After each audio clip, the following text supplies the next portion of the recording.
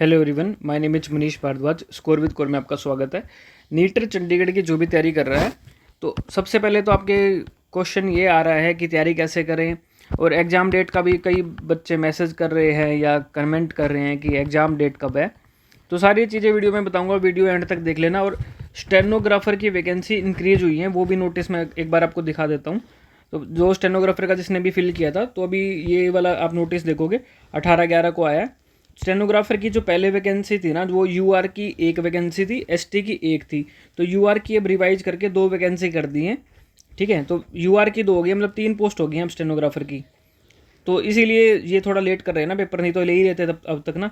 तो मतलब कुछ चेंजेस करने होते हैं तभी थोड़ा लेट करते हैं। और एग्ज़ाम डेट का ना पता क्या होता है, ये 25 से 30 दिन पहले, मतलब ऐसे 20-25 एवरेज मान के चलना, इतने दिन पहले आपको बता देंगे कि इस दिन एग्ज़ाम है। ठीक है, और इन्होंने खुद कंडक्ट कराना होता है, खुद इन्होंने पेपर बनाना होता है। एक आप प्रीवियस ईयर पेपर, कई बच्चे कहते हैं मॉक टेस्ट, कि मॉक टेस्ट कैसे दें। देखो, कहीं पे भी रेलिवेंट मॉक टेस्ट इसके नहीं हैं, किसी भी पोस्ट के, ना एएसओ के, ना एमटीएस के, ना किसी के भी। क्योंकि पेपर एक एक बार ही हुए हैं। प्रीवियस ईयर पेपर उठा के देख लो, जो अपना टेलीग्राम ग्रुप है उसमें मैंने प्रीवियस ईयर पेपर डाले हुए हैं। तो मॉक टेस्ट कहीं पे भी रेलिवेंट नहीं है, और पेपर का लेवल उसी से अंदाज़ा लगा सकते हो। क्योंकि पिछले साल 2024 में जो पेपर हुए थे, एक एएसओ का पेपर हुआ था, एक एसएसए का पेपर हुआ था, इन 2 के पेपर हुए थे। और जीएसए का 2023 में हुआ था। ठीक है, जीएसए का थोड़ा सिलेबस अब चेंज हो चुका है।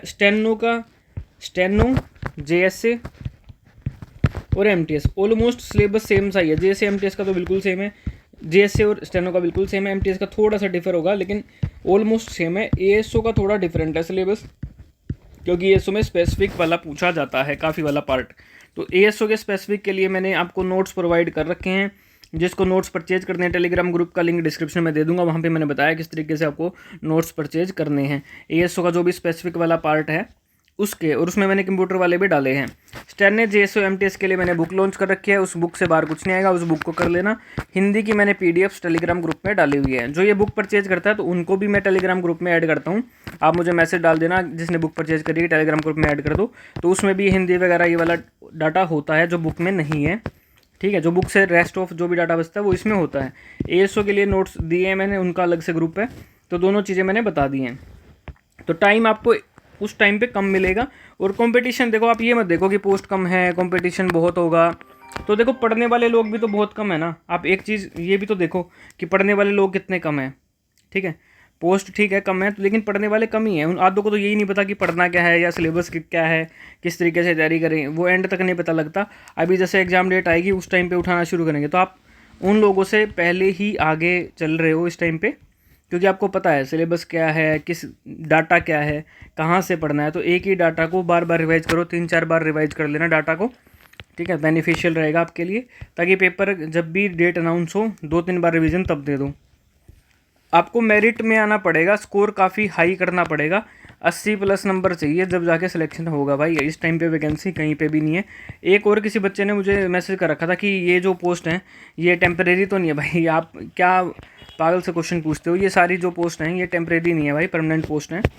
ठीक है, नीटर जो है वो सेंट्रल गवर्नमेंट की एक पीएसयू समझ सकते हो आप, पब्लिक सेक्टर अंडरटेकिंग। तो नीटर सेंट्रल गवर्नमेंट के अंडर आता है। ठीक है, ऐसे ही संस्था है, लेकिन नीटर वैसे सेंट्रल गवर्नमेंट के रूल लागू होते हैं उसमें। तो परमानेंट ही पोस्ट हैं ये। तैयारी अपना उस अकॉर्डिंगली कर लेना। 26 में पे स्केल रिवाइज होगा तो सैलरी वैसे बढ़ने वाली है, तो तैयारी अपने ढंग से कर लें, किसी की इधर उधर बातें मत सुने। तो आधे लोग तो वैसे ही पीछे हैं, उनको पता ही नहीं है पढ़ना क्या है, बस फॉर्म फिल करने वाले होते हैं। और जो दूसरा पेपर होता है ना, जो स्किल टेस्ट वगैरह, ये बिल्कुल सिंपल आता है, वो सभी कर देते हैं इसको। और जिसको लग रहा है कि अच्छी तैयारी है तो अभी टाइपिंग अपनी शुरू कर देना। वैसे टाइपिंग ईजी आती है, पेपर टू स्क्रीन नहीं होती, सिर्फ स्क्रीन वाली होती है। पेपर में देख के नहीं टाइप करना, आपको स्क्रीन पे ही स्क्रीन चलेगी, उस पर ही टाइप करना होता, तो ईजी आती है। एक्सेल वगैरह वो भी सारा आसान ही होता है, ज़्यादा मुश्किल होता नहीं है। तो एग्ज़ाम डेट जल्दी ही अनाउंस हो सकती है। स्टेनो की वैकेंसी मैंने बताया कि बढ़ गई है एक वैकेंसी, तो उस तरीके से अपनी तैयारी कर लेना। ठीक है, तो कंपटीशन बेशक अच्छा है, लेकिन अगर आप और एक नेगेटिव मार्किंग है पेपर में, लेकिन आपको अटेम्प्ट सारे के सारे करने हैं, क्योंकि ये रिस्क वाला फैक्टर है सीधा सीधा।